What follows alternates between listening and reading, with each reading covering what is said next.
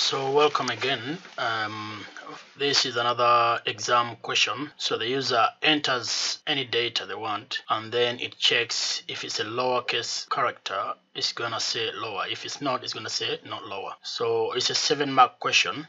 So we're gonna start by defining our function here. We call it lowercase, and then we then declare a variable which will hold the input that the user is going to type.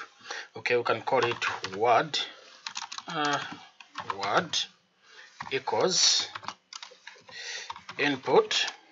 Okay, enter the word. Okay, like that. Word equals input, enter the word. Now we put the if statements here. Okay, if word dot is lower.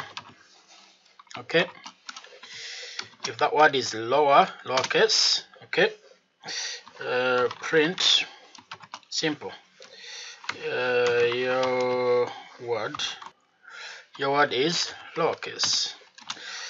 Otherwise, your line, print your word is not lowercase, and that's it. Now, to make it even better, we can do a recursion where this function can call itself. So open it, we can put it right there. Okay, now obviously for a function to run you have to call it. Now let's test our program and see. Enter a word, something like that, with some capitals. It says your word is not lowercase. Okay, now let me make this capital there, and on a new line as well. That should be on a new line as well. And then play it again and say enter a word. We press enter. Your word is not lowercase, which means it's uppercase. So we can put this on a new line as well, like that. And that's it. That's our program done. Yeah, define your word is not lowercase. Not lowercase. Oh, it's lowercase now.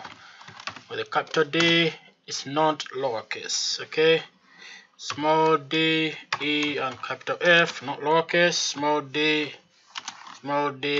capital E, and small f.